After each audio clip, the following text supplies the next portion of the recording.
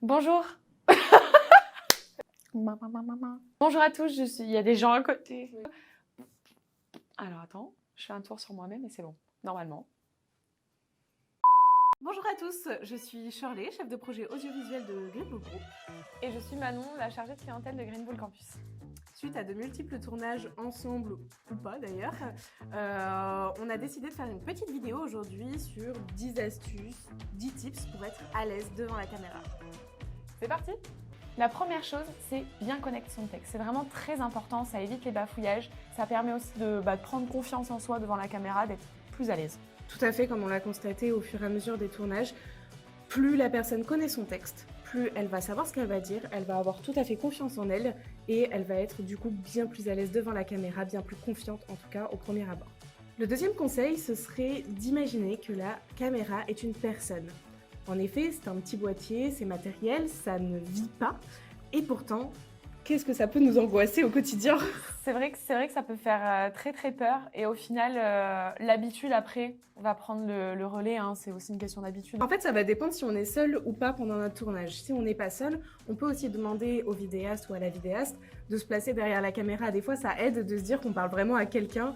Ce qui va vraiment être très important, c'est d'occuper l'espace. Il faut vraiment être dynamique, il faut vraiment se booster. Pas forcément parler vite, on le verra juste après, mais voilà, avoir quand même un bon move devant la caméra. C'est quand même important. Ce qu'il faut se dire, c'est que la caméra, c'est énergivore.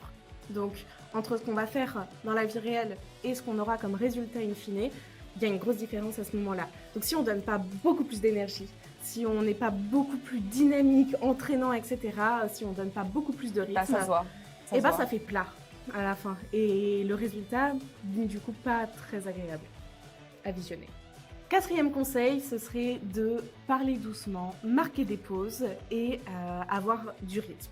Comme on le disait. C'est exact. Sur une des dernières vidéos que j'ai fait, c'est vrai qu'avec le stress, on peut vite s'emporter et on se rend pas compte, mais en fait, on parle et ça va pas. Il faut vraiment parler calmement, comme si, comme on a dit, hein, la caméra était vivante, donc on parle calmement, on marque des temps de pause le plus naturel possible, mais toujours dynamique. Ce qui va être important aussi, ça va être de noter peut-être des mots-clés. Par exemple, moi, sur la dernière vidéo que j'ai faite, on a mis un grand tableau blanc. Alors, sixième conseil, si vous bafouillez, ce n'est pas grave. Mais on y reviendra après. Oui. Donc, je disais, la dernière vidéo que j'ai faite, il y avait un grand tableau blanc derrière et je marquais des mots-clés. Vraiment, à chaque texte, au final, il y avait des petits mots-clés pour me permettre de me rappeler et de me faire titre pour moins bafouiller et surtout pour moins stresser et être plus à l'aise. Tout à fait, en fait, ça rejoint un petit peu le premier conseil qu'on vous a donné, de bien connaître son texte. Oui, c'est bien beau, mais le réciter par cœur après devant une caméra, ça fait poésie et on n'est plus à l'école primaire, on n'a plus à réciter de poésie. Non, mais c'est vrai. Donc, soit on a la personne qui n'arrive pas à ressortir son texte à cause du stress ou parce qu'elle ne le connaît pas bien, ou alors de l'autre côté on a la personne qui le connaît peut-être trop bien à la virgule près et qui le récite en fait, et c'est pas... ça fait pas naturel non plus, quoi. Non, c'est pas vivant comme contenu, parce que quand on est lancé dans son discours, on ne s'entend plus, on ne s'écoute plus, et du coup forcément on ne sait plus des fois où est-ce qu'on en est, et c'est bien d'avoir un petit mot-clé qui se dit « Ah, là c'est ce moment-là de mon discours, là... Ok, c'est bon. Là je sais, là je peux reprendre très bien. » Donc les notes, ça peut être important si on en ressent le besoin. Voilà. Conseil suivant, ce serait de ne pas vous formaliser sur le rendu de la vidéo. C'est un peu paradoxal avec tout ce qu'on a dit avant, mais au final c'est très vrai. Plus on va vouloir que le rendu soit à la perfection, qu'on soit parfait, que la petite mèche soit parfaitement mise, que le mot soit bien dit, plus on va foirer, moins on va être naturel et plus on risque de bafouiller, de jouer un rôle. Trop concentré en fait. Ouais. Dans la vie de tous les jours, on réfléchit pas quand on parle. Et le problème, c'est que c'est très dur de réfléchir à ce qu'on doit dire. Parce que c'est vrai que c'est pas un exercice facile, déjà. Et c'est pas du tout un exercice qu'on fait aussi tous les jours. Donc à partir du moment où on réfléchit à ce qu'on dit, c'est plus compliqué. Donc c'est pas grave, il faut se poser et pas chercher la perfection. C'est très important. Tout à fait, en fait, il faut se détendre et il faut se dire qu'au fur et à mesure du tournage, on va prendre en confiance, on va se détendre, on va être plus à l'aise face à la caméra, face au vidéaste ou à la vidéaste aussi qui peut être présente, mais qui des fois est une personne qu'on ne connaît pas du tout. Donc forcément, ça peut être un point de blocage. Ça rend toujours de la difficile. gêne, mais Oui, au tout à final, fait. ça peut parfois aider. Et oui, c'est à double tranchant, mais plus on va se focaliser sur le rendu final, sur mon image face à la caméra, etc., plus on va se stresser et moins le rendu sera naturel au final. Et ça se verra.